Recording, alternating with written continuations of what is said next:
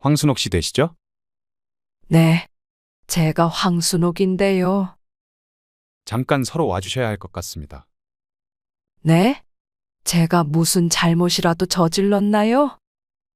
그게 아니라 피해자 신분으로 출석해 주시면 됩니다. 제가 피해자라고요. 누가 저한테 잘못이라도 저질렀나요? 아직 모르셨군요. 박영환 씨 아시죠? 네. 그 사람 이름이 왜 경찰관님 입에서 나와요? 그 사람이 지금 서해 있나요? 네. 지금 유치장에 있으니 일단 직접 와서 몇 가지 질문에 답을 해주시면 좋을 것 같습니다. 지금 바로 갈게요. 방금 대화 속 주인공 70세 황순옥 할머니는 설거지를 하다 경찰로부터 연락을 받았습니다. 다행히 황 씨 할머니가 무슨 잘못을 저지른 것은 아니었습니다. 하지만 경찰의 입에서 나온 그 이름을 들은 할머니는 기분이 썩 좋지 못했습니다. 게다가 경찰서에 그 사람이 있다는 말을 듣자 황 씨는 경찰서로 가는 내내 손이 떨렸습니다. 황 씨는 경찰의 입에서 나온 박영환이라는 사람과 원래 좋은 관계를 유지하고 있었습니다. 황 씨 할머니는 나이 70에 다가온 박 씨를 인생 말년에 찾아온 큰 행운이라고 생각했습니다. 황 씨는 인생 마지막으로 할 수 있는 연애라는 생각으로 박 씨를 지속적으로 만나왔습니다. 황 씨는 그 전까지 혼자 보낸 세월이 길었기에 박 씨와 같이 하는 모든 것들이 큰 선물처럼 느껴지기도 했습니다. 처음에 박 씨가 황 씨에게 다가왔을 때 황 씨는 경계심을 늦추지 않았습니다. 아무래도 나이 들어 조금 신중해서 나쁠 것이 없다고 생각했습니다. 황 씨는 초반에 박 씨를 몇 번 거절했음에도 박 씨는 끈질기게 황 씨에게 데이트를 요청했습니다. 황 씨는 처음에 부담스럽기도 했지만 갈수록 배려심 넘치고 말도 재밌게 하는 박 씨에게 마음이 아주 조금씩 생기기 시작했던 것이었습니다. 하지만 언제부턴가 황 씨는 박 씨의 얼굴을 볼 수 없었습니다. 박 씨가 당분간 지방에서 지내다가 돌아오겠다고 말했기 때문이었습니다. 그렇게 황 씨는 그저 박 씨가 다시 올라올 때까지 기다렸습니다. 그렇게 다시 홀로 지내던 황 씨는 경찰에게서 박 씨의 소식을 들을 수 있었습니다. 과연 황 씨 할머니의 애인이었던 박 씨는 왜 경찰서에 있게 됐을까요? 지금부터 황 씨 할머니의 이야기를 들려드리겠습니다. 황 씨 할머니는 젊은 시절 고향에서 홀로 상경해 식모 생활을 했습니다. 황 씨가 일하던 집주인 아주머니는 말은 별로 없었지만 묵묵하고 성실하게 자기 할 일을 야무지게 하는 황 씨를 보고 젊은 남자 선생님을 한 명 소개시켜줬습니다. 이따가 보면 알겠지만 조금 말라 보여도 아주 다정하고 자상한 사람이니까 한번 잘 만나봐. 황 씨는 이런 경험이 처음이라 집주인 아주머니의 도움으로 외모도 가꾸고 집주인 아주머니가 사준 옷을 걸친 채 약속 장소로 향했습니다. 황 씨는 긴장된 마음에 손에서 땀이 절로 나왔습니다. 황 씨보다 조금 늦게 남자가 약속 장소에 도착했습니다. 집주인 아주머니의 말대로 큰 키에 비해 몸이 말랐지만 그래도 긴장한 황 씨를 배려해 대화를 잘 이끌어가는 모습이 황 씨는 마음에 들었습니다.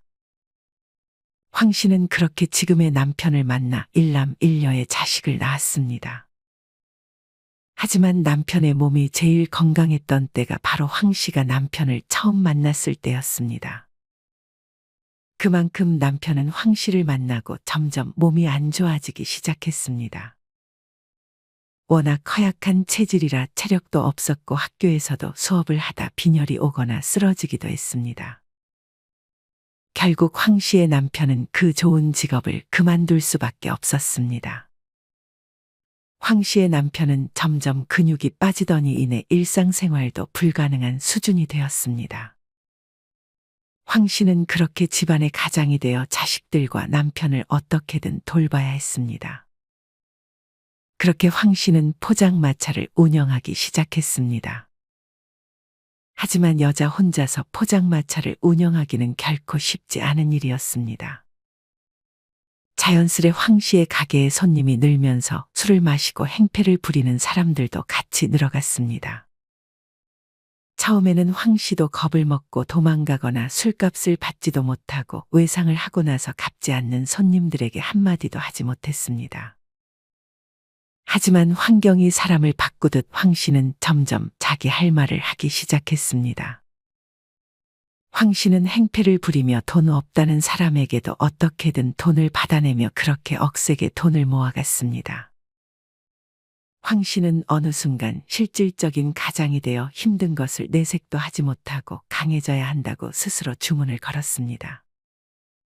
하지만 남편의 건강은 날이 갈수록 악화되어 결국 남편은 40의 나이에 폐결핵으로 세상을 떠났습니다.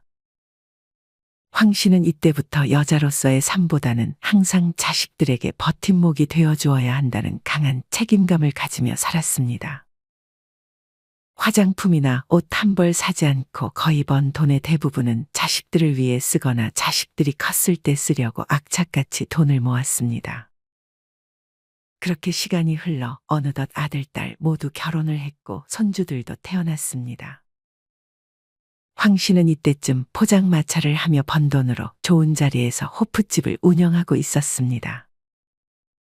황 씨는 가끔 가게를 찾아 일을 돕고 대부분의 일은 직원들을 뽑아 가게를 운영해 나갔습니다.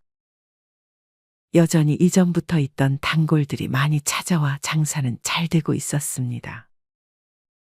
황 씨는 그렇게 가끔 가게 일을 돕고 오전에는 손주 돌보는 것을 도와주며 바쁘게 지내고 있었습니다. 이맘쯤 황 씨의 유일한 낙은 문화체육시설 도서관에 가서 시집을 보는 것이었습니다. 황 씨는 어릴 때부터 억척같이 가장으로서의 역할에 충실하며 살아왔고 또 진상 손님들을 상대하다 보니 성격도 드세졌지만 사실은 세심하고 소녀 감성이 가득한 사람이었습니다. 황 씨는 시를 읽을 때마다 잡생각은 모두 사라지고 시에 빠져 감탄하는 것이 참으로 좋았습니다. 그렇게 황 씨는 주말이면 도서관을 찾아 책을 읽다가 날이 좋으면 손에 따뜻한 차를 한 잔 사들고 벤치에서 조용히 앉아 있었습니다. 이날도 어김없이 벤치에서 쉬고 있던 황 씨는 그만 가지고 온 핸드폰과 지갑을 도서관 책상에 두고 온 듯 싶어서 다시 도서관으로 향했습니다. 지갑에는 현금이 많이 들어있어서 황 씨는 조급한 마음에 발걸음을 옮겼지만 아무리 찾아봐도 핸드폰과 지갑은 보이지 않았습니다. 순간 뒤에서 누군가 황 씨의 어깨를 가볍게 두드리며 말을 걸었습니다. 혹시 이 핸드폰 지갑 주인 되시나요? 이거 놓고 가시는 거 봤는데 발걸음이 어찌나 빠르시던지 찾느라 헤맸네요. 네, 제 거 맞아요. 고맙습니다. 황 씨는 자신의 핸드폰과 지갑 안에 있는 현금도 그대로인 것을 보고는 안도의 한숨이 절로 나왔습니다. 이거 감사해서 어쩌죠? 제가 차라도 한 잔 사드릴게요. 둘은 그렇게 근처에 있는 카페로 향했습니다. 저는 박영환이라고 합니다. 저는 황순옥이에요. 황 씨는 그냥 차를 한 잔 대접만 하고 헤어지려고 했는데 테이크아웃 대신 매장에서 먹는 걸로 직원이 잘못 알아들어서 얼떨결에 황 씨는 박 씨와 같이 앉아 차를 다 마시고 가야 했습니다. 낯선 사람과 마주보며 차를 마시는 게 어색하고 불편했지만 그래도 박 씨는 말주변이 워낙 좋고 자상해서 황 씨는 오히려 대접받는 느낌까지 들었습니다.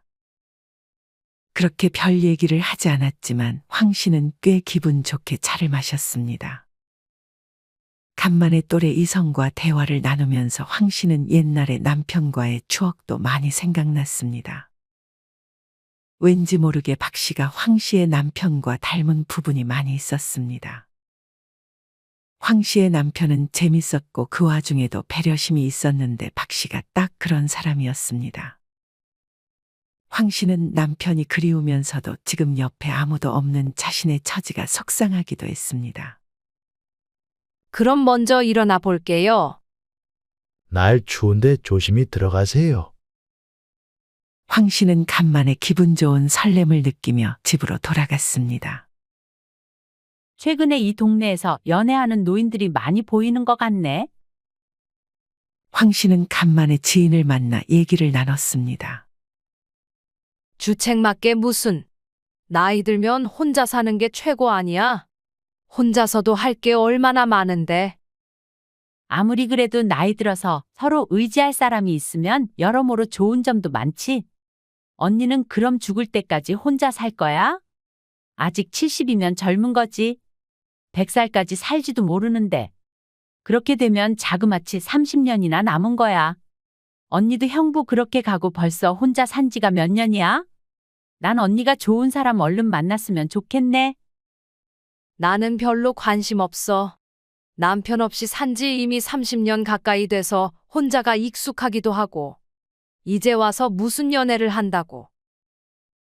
황 씨는 이때까지만 해도 지인의 말을 대수롭지 않게 여겼습니다. 하지만 황 씨는 나이 들어 혼자 사니 점점 어려운 점들이 발생하기 시작했습니다. 자식들이 근처에 살긴 했지만 황 씨는 이전부터 어디가 불편해도 자식들에게 그것을 미리 알리지 못했습니다. 언제 한 번은 감기 몸살이 심하게 걸려 자식들에게 전화를 할까도 싶었지만 괜히 일하는 자식들에게 방해가 될까 싶어 끙끙 앓다가 혼자 힘겹게 병원으로 향하기도 했습니다. 그리고 아무리 혼자가 익숙했던 황 씨라고 해도 점점 외로움이 생기기 시작했습니다. 그러던 어느 날 황 씨는 그만 턱을 보지 못하고 발목을 삐어서 그 자리에서 주저앉았습니다. 황 씨는 자식들의 번호를 썼다 지웠다를 반복한 끝에 그냥 절뚝거리며 제일 가까운 근처 병원으로 향했습니다. 택시를 타서 병원 앞까지 오는 것은 가능했지만 문제는 계단을 타고 3층 병원까지 올라가는 것이었습니다. 하필 그날 엘리베이터가 고장나는 바람에 황 씨는 한 다리로만 올라가야 했습니다. 근처를 지나가는 환자가 있었지만 황 씨에게 도움의 손길을 주기보다는 자기 갈 길 가기 바빴고 황 씨는 그렇게 손으로 계단을 짚어가며 거의 기어서 올라가야 했습니다.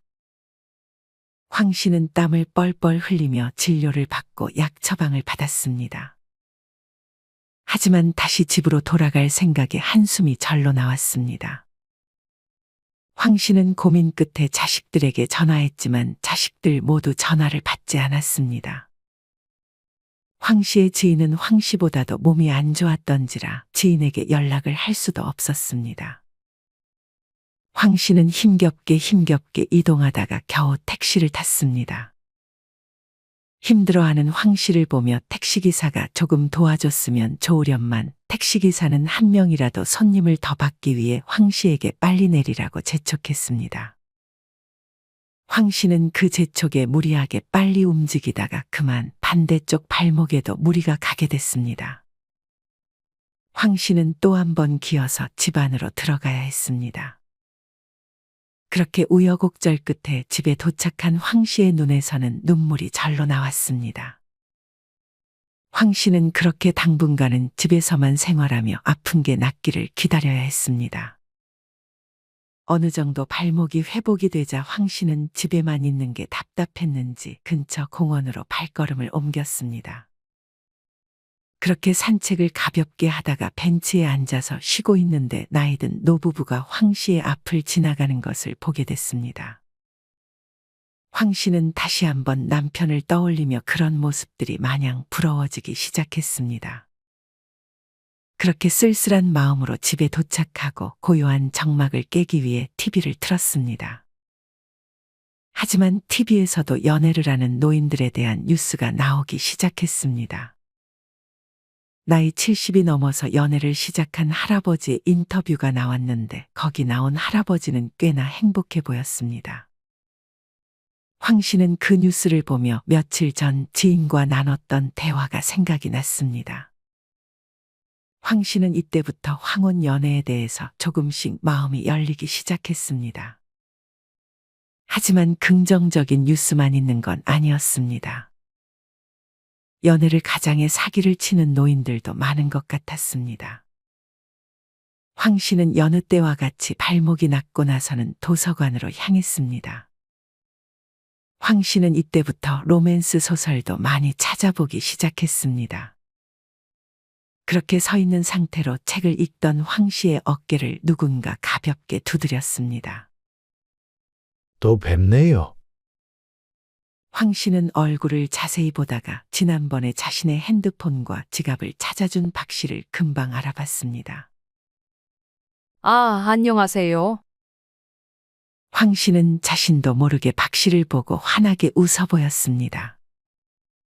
저번에 커피 잘 마셨어요. 아직 식사 안 하셨으면 같이 식사하실래요? 황 씨는 낯선 사람과 밥을 먹는 것이 편하지 않을 것이라 생각했지만 그래도 배가 고프긴 했습니다. 황 씨는 박 씨를 조금 경계하긴 했지만 밥 먹는 거 정도는 괜찮을 것이라 생각했습니다. 박 씨는 황 씨를 근처 맛있는 백반집으로 데리고 갔습니다. 박 씨가 데려간 식당은 굉장히 가격도 저렴한 곳이었습니다. 여기가 가격은 저렴해도 맛은 아주 일품이에요. 그렇게 밥을 먹다 황 씨는 명품은 아니어도 깔끔하게 입고 다니면서 사치나 허세가 없는 박 씨에게 점점 좋은 감정이 생기기 시작했습니다. 박 씨는 황 씨에게 자기 자랑을 하거나 허세를 일절 부리지 않았습니다. 그저 이 동네 여기 가봤냐, 어디 풍경이 되게 좋고 어떤 가게가 숨은 맛집이다 하는 등 꽤나 순수한 대화를 꺼내는 모습을 보며 박 씨가 순수한 사람 같아 보였습니다. 박 씨는 그러면서 자기의 SNS에서 이전에 찍은 풍경 사진들을 황 씨에게 보여주기 시작했습니다. 박 씨의 SNS에는 풍경 사진뿐 아니라 외국인과 찍은 사진들도 여러 장 있었고 영어로 된 글들도 많이 보였습니다. 혹시 외국에 살다 오셨어요? 황 씨가 물었습니다. 네. 젊었을 때는 거의 외국에서 시간을 많이 보냈어요. 물론 지금은 가끔만 외국에 나가고요. 박 씨는 뭔가 쑥스러운 듯 답하며 자기 자랑하는 것 같이 보이는 걸 싫어한다며 말을 돌렸습니다. 순옥 씨는 SNS 하고 있어요? 마침 황 씨도 자식들의 도움을 받아 SNS 계정을 하나 운영하고 있었습니다. 물론 올린 사진은 하나밖에 되지 않았습니다. 저는 이제 막 시작했어요. 저희 이렇게 만난 것도 기념인데 사진이라도 한 장 찍을까요? 황 씨는 사진을 찍는 것이 조금 어색하긴 했지만 거절하기는 조금 그래서 같이 사진을 찍었습니다. 황 씨는 어색한 웃음을 지으며 사진을 찍었습니다. 사진을 찍고 박 씨는 한동안 핸드폰을 만지작거렸습니다. 저희 찍은 사진 올렸어요. 황 씨는 창피하다며 얼른 내리라고 했지만 박 씨는 잘 나왔다며 쑥스러워하는 황 씨를 달랬습니다. 박 씨는 SNS에 올린 사진을 황 씨에게 보여줬는데 마치 연인과 같은 모습과 멋진 남자의 SNS에 자신과 같이 찍은 사진이 올라가 있다는 사실에 내심 기분이 좋았습니다. 이날을 계기로 둘은 서로 연락처도 교환하며 매일 안부를 주고받았습니다. 박 씨는 황 씨를 알게 된 지 반년 동안이나 허세나 자랑 같은 것을 일절하지 않았습니다. 그렇게 반년 정도가 지나고 나서 박 씨는 자신의 집으로 황 씨를 초대했습니다. 우리 집에 한번 놀러 오실래요? 황 씨는 그런 박 씨의 제안을 기분 좋게 받아들였습니다. 여기가 맞나? 황 씨는 박 씨가 알려준 주소로 택시를 타고 갔는데 그 장소는 고급 빌라였습니다. 영환 씨, 저 도착했는데 여기 맞아요? 네. 잘 오셨어요. 엘리베이터 타고 올라오시면 돼요. 황 씨는 그렇게 알려준 층으로 엘리베이터를 타고 이동했습니다. 황 씨는 박 씨가 알려준 집에 벨을 눌렀습니다. 하지만 박 씨가 직접 문을 열어주지 않고 비서 한 명이 나와 문을 열어줬습니다. 황 씨는 이게 무슨 영문인가 싶어 안으로 들어갔습니다. 집은 아주 넓고 화려했으며 근사하게 차려진 밥상이 황 씨의 눈에 들어왔습니다. 경치는 어찌나 좋던지 황 씨는 거실 베란다 쪽에 서서 감탄을 하기도 했습니다. 황 씨는 이게 다 뭐냐며 박 씨를 쳐다봤습니다. 박 씨는 멋쩍은 웃음을 지어 보이며 일단 식사를 하자고 했습니다. 이렇게 부자셨어요? 박 씨는 항상 이전의 소박한 모습만을 황 씨에게 보여줬었기 때문에 황 씨는 영문을 몰라 물었습니다. 박 씨는 괜히 황 씨가 부담스러워할까봐 진작에 자기의 재력에 대해 말하지 못했다는 말을 꺼냈습니다. 이런 걸 부담스러워하는 분들이 많더라고요. 근데 저는 순옥 씨를 정말 놓치고 싶지 않아서 제 진짜 모습에 대해 알려드리는 걸 미루고 미뤄왔어요. 기분 나빴다면 미안해요. 황 씨는 그런 박 씨의 마음이 진심 같아 보였습니다. 황 씨는 괜찮다며 박 씨를 달랬습니다. 그리고는 여느 때와 같이 즐겁게 식사했습니다. 음식은 입에 맞아요. 이런 음식 별로면 이전처럼 가성비 맛집 찾아다녀요. 저는 순옥 씨와 함께라면 그것도 좋아요. 박 씨의 언변이 어찌나 화려하던지 황 씨는 그런 박 씨에게 빠져들 수밖에 없었습니다. 아이들은 순옥 씨가 저 만나는 거 알고 있어요. 아직 말 못했어요. 괜히 주책 맞다는 소리나 들을까 봐서요. 그래요. 아이들한테는 천천히 말하면 되죠. 일단은 말을 꺼내지 않고 나중에 저희 같이 살게 되면 그때 가서 말해도 늦지 않을 거예요. 박 씨는 은근히 황 씨에게 자식들에게 자신과 만나는 사실을 알리지 않는 것이 좋을 것 같다는 말을 꺼냈습니다. 물론 황 씨를 위하는 것처럼 말했습니다. 하지만 황 씨는 그 말조차 자신을 배려하는 것으로 생각했습니다.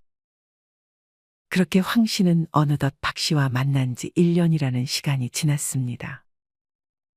황 씨는 박 씨에게 꽤 많은 신뢰가 쌓여 있었습니다. 그도 그럴 것이 박 씨는 황 씨에게 받으려는 것보다 항상 주려고만 했었기 때문이었습니다. 하지만 이제 아주 조금씩 박 씨는 황 씨에게 무언가를 요구하기 시작했습니다. 어느 날 둘은 밖에서 식사를 했는데 이날따라 박 씨는 하루 종일 우울한 표정이었습니다. 무슨 일 있어요? 황 씨는 박 씨의 기분을 확인하고 물었습니다. 아니에요. 하지만 이날 이후 거의 2주 동안 박 씨는 무슨 문제라도 생긴 것처럼 울적해했고 그 이유를 황 씨에게 말을 해주지 않고 걱정을 하게끔 만들었습니다. 말을 해줘야 도울 수 있는 게 있으면 도와드리죠. 혼자 끙끙 앓지 말고요. 박 씨는 그렇게 2주 정도가 지나고 나서야 미국에 머무르는 자기 전처가 아프다는 말을 꺼냈습니다. 미국은 의료비가 비싸 치료비가 상당히 많이 나온다는 말을 꺼냈습니다. 근데 제 아들은 절대 도와주지 말라고 하네요. 제가 도와줬다는 사실 알게 되면 저랑 연을 끊을 거라면서. 황 씨는 망설이다가 치료비가 얼마 정도냐고 물었습니다. 한 1,000만 원 정도 되는 것 같아요.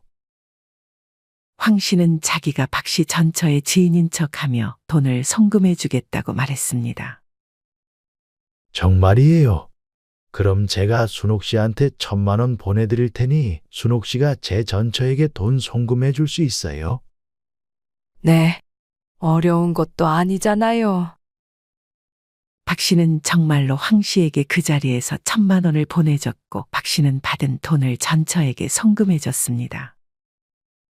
이 간단한 일로 그렇게 끙끙대신 거예요? 그래도 괜히 순옥 씨가 오해할까봐 말하기 꺼려졌어요. 다음부턴 편하게 말해요. 이젠 저희 그래도 될 사이잖아요. 고마워요. 박 씨는 이후에도 자신의 전처에게 생활비를 보내주고 싶다며 황 씨에게 송금해 주기를 부탁했습니다. 서너 번 정도는 처음과 마찬가지로 박 씨가 먼저 황 씨에게 송금해 주고 황 씨가 박 씨의 전처에게 송금해 주는 방식이었습니다. 하지만 이후에는 황 씨가 박 씨의 전처에게 미리 송금해 주고 박 씨가 그 돈을 황 씨에게 갚는 방식으로 바뀌었습니다. 300만 원만 송금해 줄 수 있어요? 내가 내일 바로 입금해 드릴게요. 알겠어요. 순서가 바뀌긴 했지만 박 씨는 며칠 뒤에는 돈을 꼬박 잘 갚았습니다. 엄마, 요새 보이스피싱 수법이 날로 정교해지고 있다니까 모르는 번호로 온 전화는 절대 받지 말고 문자는 아예 들어가지도 마세요. 아셨죠? 이 엄마가 그런 거에 속을 사람이야? 엄마 같은 사람들이 제일 위험하다고요. 그건 그렇고 엄마 요새 연애하세요? 연애는 무슨? 이 나이 먹고 무슨 연애야? 요새 표정이 좋아 보이셔서 그러죠. 연애하는 게 뭐가 어떻다고. 황 씨는 딸에게 사실대로 말하지 못했지만 딸이 연애해도 괜찮다고 하니 내심 마음은 편했습니다. 황 씨는 가끔 박 씨의 집에도 놀러 갔습니다. 처음에는 깔끔하다고 고급지다고 생각했는데 이상하게 집에 가구들이 별로 없는 것을 알아챘습니다. 근데 집에 가구가 많이 없네요. 아, 제가 집에 있는 시간이 그리 길지가 않아서 가구는 잘 안 들이게 되네요. 이사도 좀 여러 번 다니는 편이라. 박 씨는 재빨리 대화를 돌렸습니다. 황 씨는 왠지 모를 약간의 쎄한 느낌이 이날 처음 들었습니다. 이맘쯤 박 씨는 조금씩 큰돈을 아내의 전처뿐 아니라 전처의 가족들까지 도와주고 싶다며 더 큰 돈을 송금해달라고 황 씨에게 부탁했습니다. 점점 100만 원 단위에서 1000만 원 단위가 되었고 어느덧 억에 가까운 돈을 보내달라고 말했습니다. 이번에는 박 씨가 먼저 황 씨에게 돈을 보내주었습니다. 황 씨는 그렇게 받은 돈을 송금하기만 하면 되는 거라 크게 고민하지 않았습니다. 하지만 박 씨는 이렇게 큰 돈을 해외에 보내게 되면 이전처럼 계좌에서 보내면 안 되고 어떤 링크를 눌러서 입금을 해야 된다고 말했습니다. 황 씨는 한치의 의심도 없이 링크를 눌러 돈을 보내줬습니다. 그 링크를 누르자 박 씨는 묘한 웃음을 지어 보였지만 이내 황 씨가 쳐다보자 박 씨는 입꼬리를 내렸습니다. 황 씨는 이날 이후 잠시 지방에 일이 있다며 올라가면 다시 연락 주겠다는 말을 끝으로 황 씨에게 더는 연락하지 않았습니다. 황 씨는 그 말에 알겠다고 답했습니다. 황 씨는 그렇게 집으로 돌아가면서 뭔가 쎄한 마음에 딸에게 전화를 걸어 물었습니다. 지연아, 혹시 해외에 돈 보낼 때 무슨 링크를 눌러서 돈을 보내는 경우도 있어? 그런 게 어딨어? 엄마, 혹시 링크 눌렀어? 아니, 지인이 이 엄마한테 돈은 다 보내주고 그 돈을 다른 사람한테 보내주기만 하면 된다길래 그렇게 하고 오는 길인데. 엄마 제정신이야? 내가 그런 거 함부로 누르지 말라고 했잖아. 혹시나 하는 마음에 황 씨는 계좌를 확인해 봤는데 황 씨는 가슴이 쿵 주저앉았습니다. 통장의 잔고에 몇백 원이 찍혀 있었기 때문이었습니다. 그 짧은 시간에 황 씨의 계좌에 돈이 다 빠져나가 있었고 황 씨는 놀란 마음으로 박 씨에게 전화를 걸었습니다. 하지만 박 씨는 이때부터 황 씨의 전화를 받지 않았습니다. 황 씨는 급하게 박 씨의 집을 찾아갔지만 그 집안은 그새 텅 비어 있었습니다. 황 씨는 그렇게 박 씨를 신고하지도 않고 그저 박 씨가 그런 게 아닐 거라며 박 씨의 연락을 기다렸습니다. 며칠 후 황 씨에게 전화가 걸려왔습니다. 황순옥 씨 되시죠? 네, 제가 황순옥인데요. 잠깐 서로 와주셔야 할 것 같습니다. 네? 제가 무슨 잘못이라도 저질렀나요? 그게 아니라 피해자 신분으로 출석해 주시면 됩니다. 제가 피해자라고요. 누가 저한테 잘못이라도 저질렀나요? 아직 모르셨군요. 박영환 씨 아시죠? 네. 그 사람 이름이 왜 경찰관님 입에서 나와요? 그 사람이 지금 서해 있나요? 네. 지금 유치장에 있으니 일단 직접 와서 몇 가지 질문에 답을 해주시면 좋을 것 같습니다. 지금 바로 갈게요. 알고 보니 딸이 경찰에 연락하지 말라는 황 씨의 말을 무시하고 박 씨를 신고했던 것이었습니다. 경찰서에 도착한 황 씨는 경찰에게서 충격적인 말을 들었습니다. 사실 박 씨는 정과가 상당한 남자였습니다. 다행히 딸이 신고한 것 외에도 다른 피해자들이 박 씨를 신고했는데 정말 운이 좋게도 박 씨가 공항에서 해외로 도피하기 전에 박 씨가 경찰에게 잡혔던 것이었습니다. 그럼 저놈이 저한테 했던 식으로 다른 사람들의 돈을 가로채고 도피하려고 했다는 말씀이세요? 박 씨는 유치장 안에서 고개를 숙인 채 아무 말도 하지 않고 있었습니다.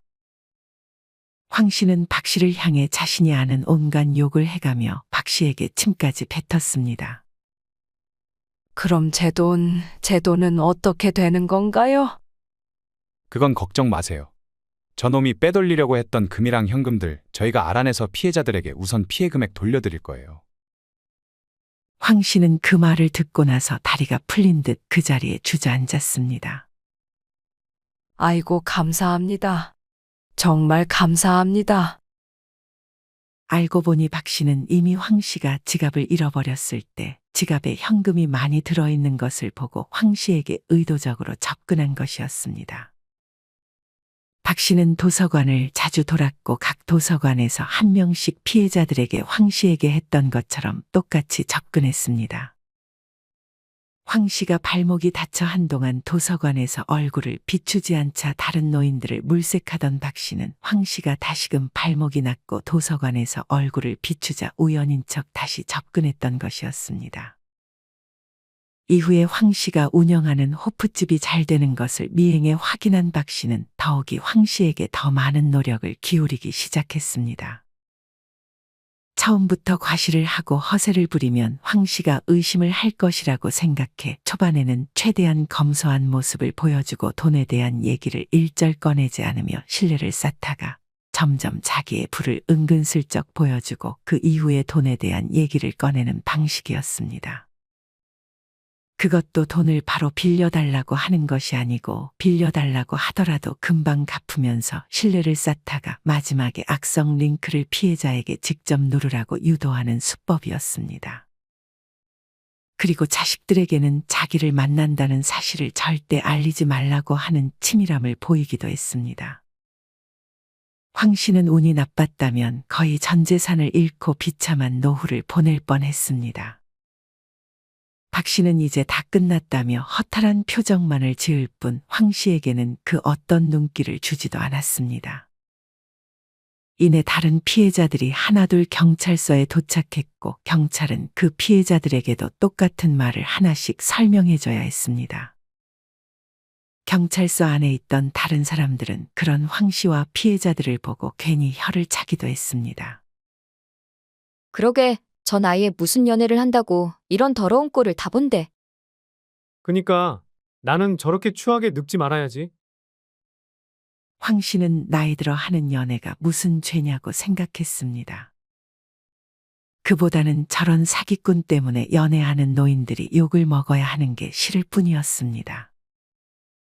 그렇게 며칠이 지나 다행히 한 씨의 계좌에 다시 돈이 들어왔고 황 씨는 황급히 자신의 계좌에 있던 돈들을 여러 통장에 분산해서 넣어 놓았습니다. 그리고 보이스피싱이나 스미싱 문자에 대한 피해를 예방하기 위해 은행에 방문해서 이것저것 신청했습니다. 황 씨는 결국 그 모든 것들이 박 씨가 황 씨의 돈을 보고 접근했던 것이라는 사실에 크게 낙담했습니다. 황 씨는 일찍이 남편을 떠나보내고 몇십 년간 잊었다가 살아난 설렘에 속아버린 자신을 크게 자책하기도 했습니다. 황 씨는 그간 자식들이 출가하면서 홀로 사는 동안 쌓인 외로움이 원인이라고 생각했습니다. 그리고 그 외로움을 연애를 하면서 달래는 것이 아니라 적극적으로 취미 생활이나 할 일을 찾으면서 달래야겠다고 깨달았습니다. 그렇게 황 씨가 좋아하는 독서를 비롯해 봉사나 운동, 배움과 같은 생산적인 활동을 시작하려 할 때쯤 경찰에게서 다시 연락이 왔습니다. 할머니, 박영환 씨가 자기는 할머니와 연인 관계였다며 사기칠 마음으로 그런 건 아니었다고 하네요. 선처를 바라던가요? 네, 그런 것 같아요. 근데 이 박영환 씨 SNS 보니까 할머니 말고도 여러 다른 할머니들과도 연인처럼 찍은 사진들이 많이 있더라고요.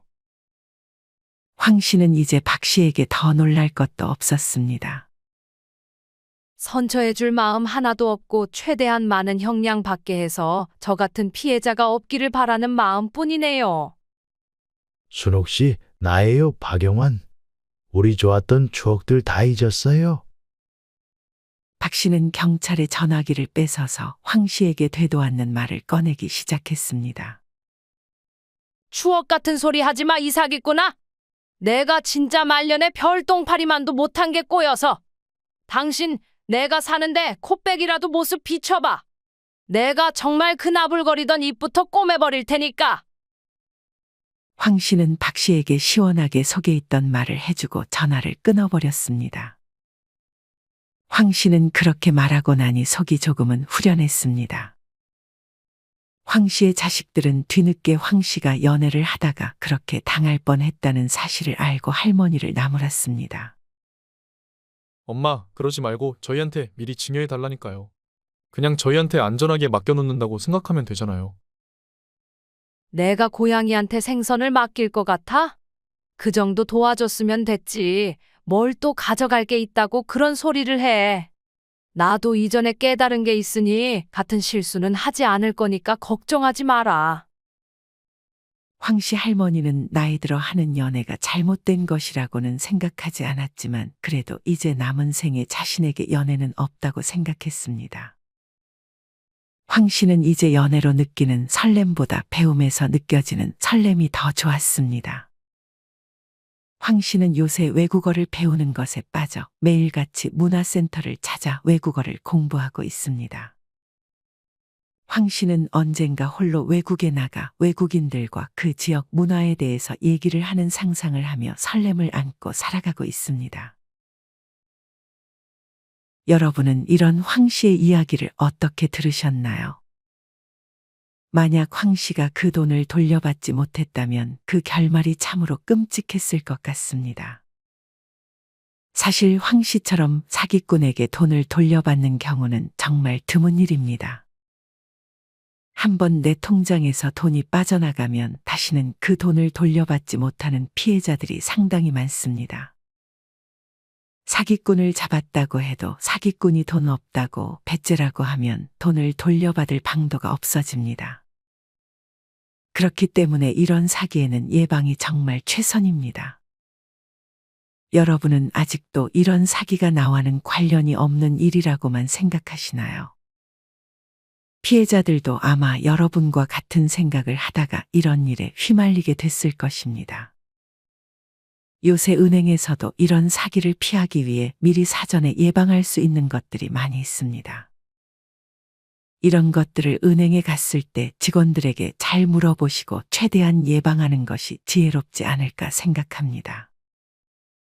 그리고 사기꾼들은 대개 자식들에게 자신과 연락하고 있다는 사실을 말하지 말라고 합니다. 이런 말을 하는 사람이 주변에 있다면 그 사람은 반드시 경계해야 합니다. 여러분은 이런 황혼에 하는 연애에 대해서 어떤 생각을 가지고 계신가요? 물론 오늘 이야기처럼 사기치려는 사람 말고 정말 순수하게 서로 의지하는 좋은 관계를 가지는 분들도 많이 계실 것입니다. 이와 관련하여 여러분의 자유로운 생각들을 댓글로 남겨주세요. 이상으로 오늘의 영상을 마치겠습니다. 우리 모든 구독자분들의 행복한 여생을 응원합니다. 다음에 더 흥미로운 이야기로 찾아뵙겠습니다. 감사합니다.